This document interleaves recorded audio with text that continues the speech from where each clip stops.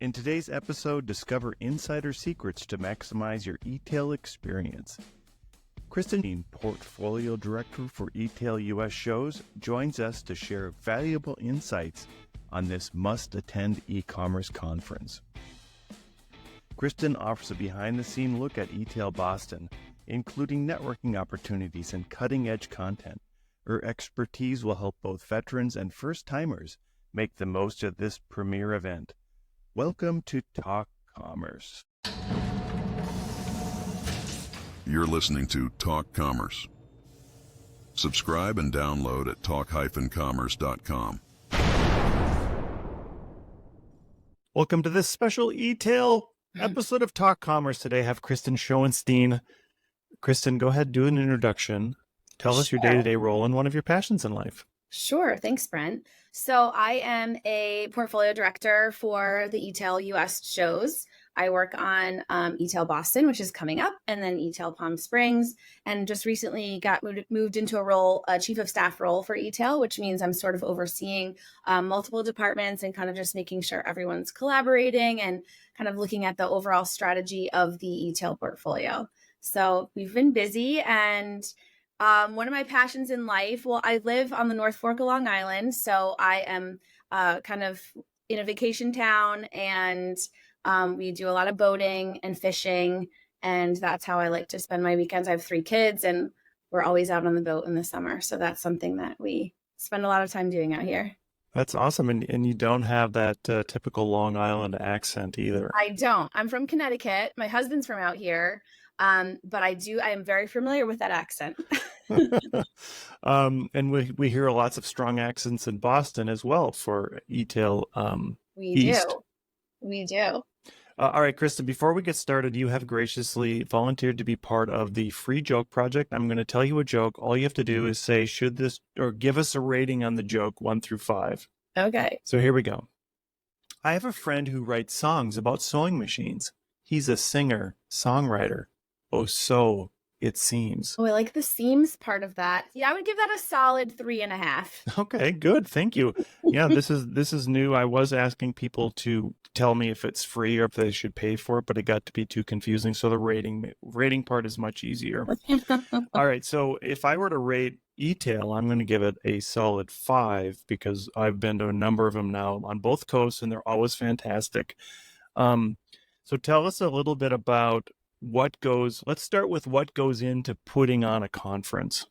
Sure. Oh my gosh. I think you need more time than just a few minutes here, but it's a year-round endeavor really for these 2 shows. They're some of our biggest shows in our portfolio. So we're kind of year-round working on the program, researching with the industry, speaking to our advisory board, coming up with the trends and the themes, and we write the program, recruit the speakers. So that takes many weeks, and then we have to kind of get it out to the market. So there's a lot of the marketing piece of it, and then of course behind the scenes, all of the planning for food and beverage and all of the fun activities on site. So a lot of people involved in the show for sure. I kind of handle the speaker wrangling, content related stuff, and just sort of making sure the agenda reflects what the retail industry is looking for. That's my world, but lots of people involved in making the show happen. Of course, sponsorship as well. We have a lot of sponsors on the show who help to kind of make it run, and they're part of our expo. So that's another piece of it too. Great. Yeah. So we talked about retailers, and I think day 0, or I think you call it day 0, day 1 is a retailer only day, and the last day is also retailer. So give us some reasoning on why it's so important for retailers to attend eTail. Sure. So day 1 is the summit day. We have 3 summits running concurrently that retailers can select from. And the idea here is to sort of create a more intimate setting. 2 of our summits are very roundtable focused. So they get to sit down with their peers and talk through different topics. So it's really more of an intimate day meant to kind of get the retailers to know each other right off the bat, collaborate and share ideas on that very first day. So that is how we structure our first day. We also new this year are getting together some of our eTail first timers, our eTail newbies, and kind of creating a cohort for them and just letting them meet on that first day. And we have some activities planned for our eTail first timers or eTail newbies. So that's something new this year. From a retailer standpoint, what type of things would they expect to see through the entire conference, and what are the things that they should be looking out for? Sure. Well, I didn't really get into the first day, but those are specific themed summits. And so they can do a deep dive into, like, for instance, search and performance marketing is one of our summits. The other one looks at customer retention, loyalty, and email. So those are the two themes. And then we have one that's kind of looking at the future customer journey. And so that's a really interesting one as well. So that's day one. And then throughout the rest of the show, we have, different themes. Each afternoon is broken out into 3 different tracks, plus a retailer only track. So really you can kind of pick and choose your direction during the show and what you want to do. But we kind of try to cover everything e-commerce and digital marketing related, soup to nuts. Definitely a lot of content.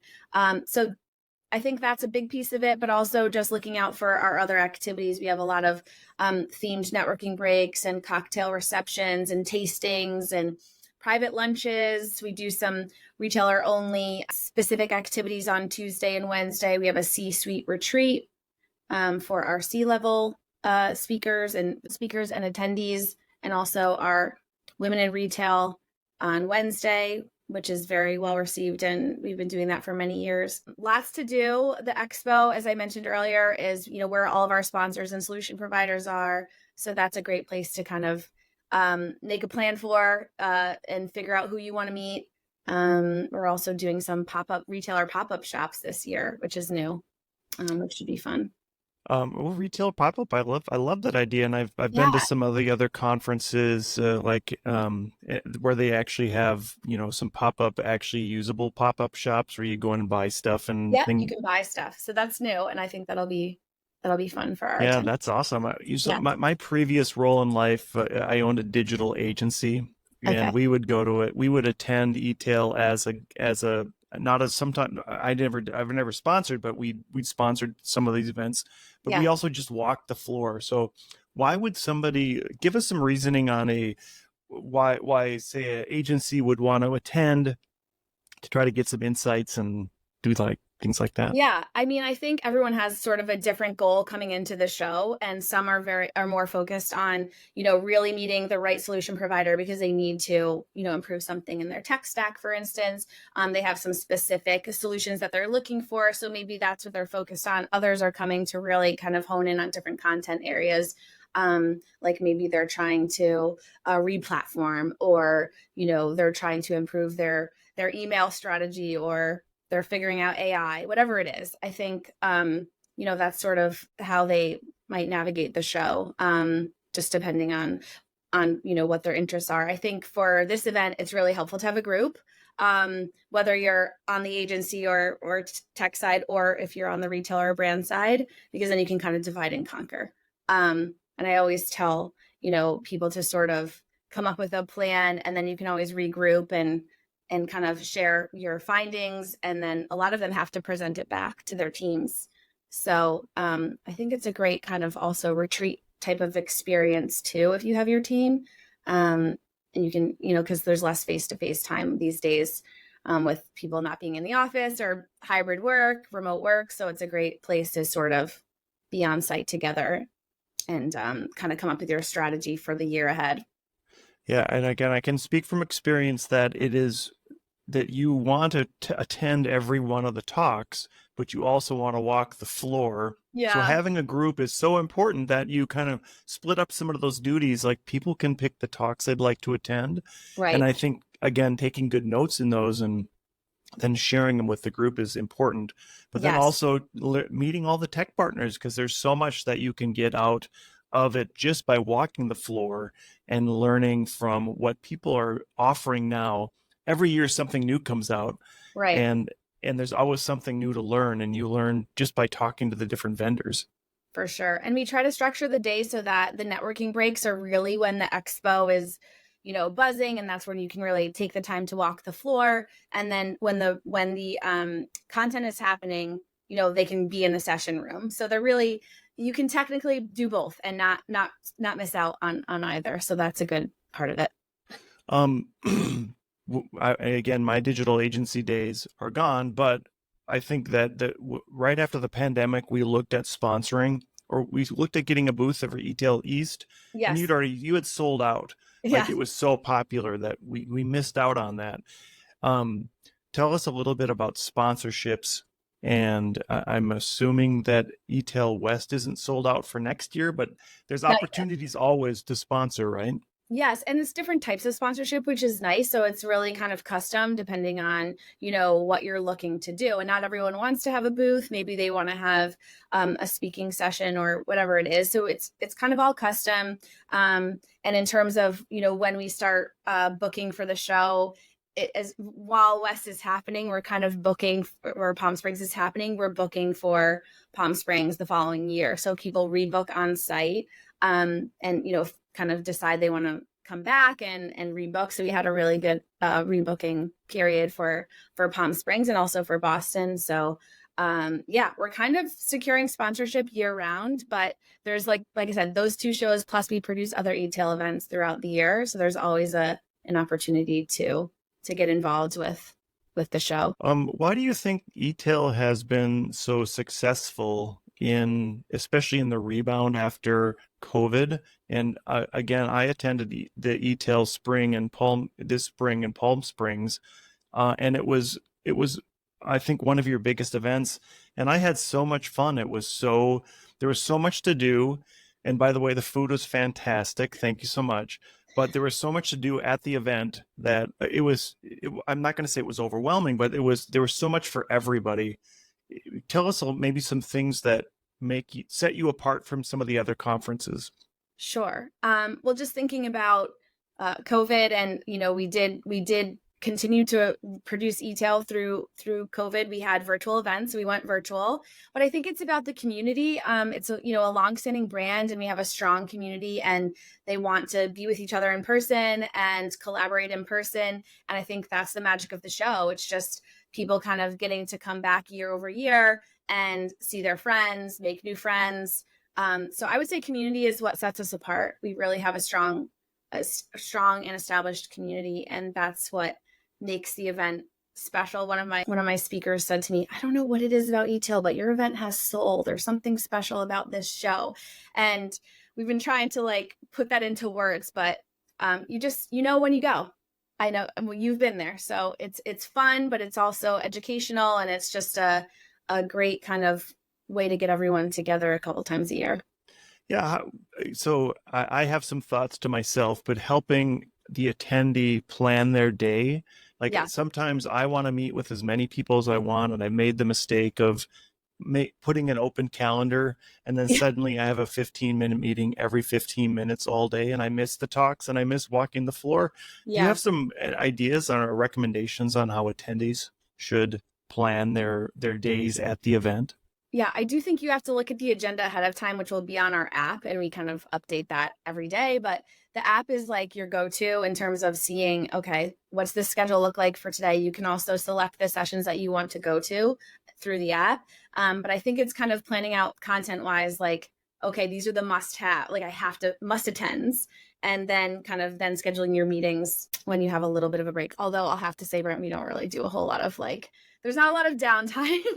So you do have to kind of be a little creative with your scheduling and your plan, and you can't go to everything. So that's why I say have the group. Maybe someone can be in a session while you take a meeting. It does help to divide and conquer, because I do kind of pack the days. No, I think packing the day is fantastic. And I think the other thing to look for is all the partners, the sponsors typically will have a happy hour that's after your happy hour, Yes. at the There's bar. a lot of behind the scenes stuff going on, lots of parties, lots of dinners. So yeah, we typically have a reception that we put an eTail reception. We have, for instance, for Boston, we're doing a summer rave party. We have a party at Yard House, which with dueling pianos. So we do that. But then after that, there's usually dinners and other events. So yeah, we keep you busy. And that you were playing the piano and singing at the Yard House event. Is that what I heard? Oh, me? Yes. I do both. So I'm a jack of all trades. Yeah, I think this, walking the floor and talking to the sponsors is a great way to learn. Also, if you're not in tune with what's happening, or you came in a little late, Mhm. learning those evening events because they're so much fun, and they start immediately after after the end of the day, Yeah. and depending on your age, they could go until the wee hours of the morning. This is true. This is true. I don't go to them typically, but I have heard many things. And I think I was talking to one of my speakers and she said, oh my gosh, I had to make this whole list on my phone of the different dinners to go to and figure out where I was going to go because there was so much going on. So yeah, you can have a lot of fun. That's for sure. Yeah, I last year in Boston, I always try to put together a little bit of a running group in the morning so that, Oh, I and we love that. start See, yeah, quite you have a to balance you have to have a little wellness, right? That's for sure. exactly, and we start early, so that does then dictate. It gives you a great excuse if you want to Yes. step out of the party at Need to 10 duck p.m. out. because, oh, I got to go to Brent's running group at 5 a.m. or it's not going to be 5 a.m. in Boston, but it Okay. would Okay. be, it's going to be a little bit early. And maybe in Palm Springs it's early because we're all getting up early anyways. But A lot of the East Coasters are like crack of dawn in Palm Springs. They're ready to go. exactly. Yeah. We don't have to talk about all the fun things to do in Palm Springs and the weather in February. But I'm going to say the weather in August in Boston is typically really good. It might be a little Yes, bit warm, but hey, it's I'll take a good. little warm It over. is. We've had good, I'm knocking on wood here, but we've had pretty good luck in Boston in August, and it is such a pretty city that time of year. So we're at a new venue this year. We're at the Boston Marriott Copley Place, which is kind of right in the heart of the city. So yeah, it's a fun way to kind of be in the city center, and of course, lots of other things. Although we keep you busy, but there are other things to do in the Boston area that going down to the seaport. So lots of things to do. Yeah, so we have a few minutes left. I want to talk about day one, day two, day three, just maybe highlighting fueling continued retail growth and innovation is day one. Yeah. Decoding today's retail consumer, which I think is super important because it Yeah, seems like it's changing all the time, right?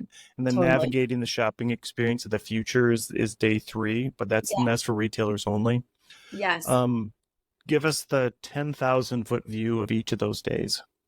So to be honest with you, I make these kind of broad themes. Like I look at the big trends, but then we talk about so many different things each day. So that first day, remind me what the theme was, Brent, because I Fueling forgot. continued retail growth and innovation. Yeah, I think growth is such a big thing because we had a lot of quick growth, especially with D2C companies kind of growing too fast. So I think it's really about sustainable growth now and profitable growth. So we really look at that sort of what are the avenues to growth these days? Are you going into physical retail? Are you going global? Are you expanding your product offerings? And what does that look like for your brand? So that's a big part of that. What was the other part? Growth and Innovation. innovation, of course. I mean, I think AI is going to be a big talking point under the innovation bucket. We definitely look at practical use cases for AI. I think 2 years ago, maybe a year ago, it was just like AI.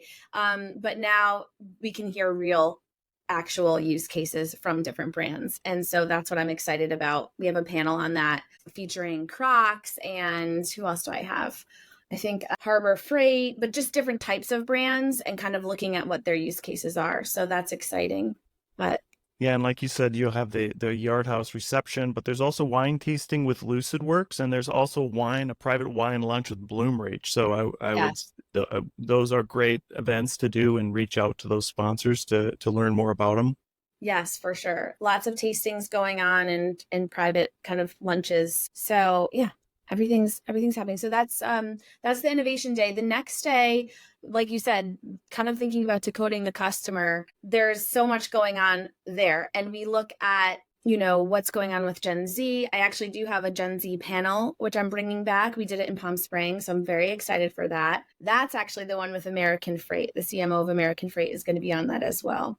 The AI panel was Tractor Supply. I got those mixed up. But yeah, so the retail consumer is sort of thinking about, I actually love this one. We have Brompton Bicycle talking about why community is a new marketing goldmine, building a brand in the loneliness epidemic. And I was like, oh, I love that. But I mean, there is such a change going on.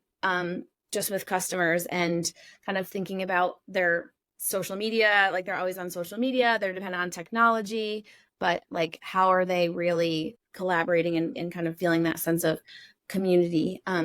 So that's what she's going to be talking about. We have stuff on diversity on that day. We look at sustainability, lots going on. Yeah, and then the last day you have navigating the shopping experience of the future. Yeah, I'll just point out the first panel that morning is on, we have a C-suite panel and just kind of looking at the retail organization of the future and what that looks like. So we talked about resilience and how to like thrive in uncertainty, thinking about what's going on from an environmental perspective, what's going on with in the age of, conscious consumerism, thinking about how to stay on top of the trends and consumer behaviors and really being adaptable. So I'm excited for that. We have four C-level speakers on that from NADAM, Bespoke Post, Ministry of Supply, and Peri Passu. So that's going to be a fun one. Yeah. The next session's on hyper growth. So a growth one. What else do we have that day? Kind of looking at immersive experiences. And then we're going to wrap up looking at holiday, which I think is always important in August, maybe some final tweaks that you can make before holiday. And then we're just sort of looking at predictions for the future. And that'll be a fun way to sort of wrap it up. That's great. So we as I close out, I give everybody a chance to do a shameless plug. What would you like to plug today? Well, I've been plugging Boston, and I am just going to plug Palm Springs because we are working on that heavily right now. That's February 24th through the 27th. So you get your options. You can go to the East Coast, you can go to the West Coast. So we are very excited for that one. Lots of new things coming for Palm Springs. We're building our speaker faculty now. So retailers and brands out there, if you're interested in speaking, definitely get in touch with me. We are, excited for it. So yeah, and I would say, and you should be attending both of the events because they're both fantastic. I love both of them. Yes, I have speakers who are like, I want to do both, and I'm like, okay, like in attendees. So yeah, you definitely, it's a nice kind of like bookends, right, for the year. You have February of August, and you can sort of plan in between, and it's a good. Yeah, and this December and January, as you're sitting in Chicago, in New York, in Boston, you're thinking, oh, geez, I could be golfing right now in Palm Springs. A lot of people come early or stay late as well. And it's a great little getaway. For sure. We start on Monday. You could come Friday, have the weekend, do like downtown Palm Springs. We kind of take over the whole resort. So, and there's lots of pools and golf, and it's a good time. Good time, yep. It is. Christine Schoenstein, it's been such a great conversation. Thank you so much for being here today. Thanks, Brent. Thanks for having me. Talk Commerce is a production of Content Basis, LLC. For more creative content, go to contentbasis.io.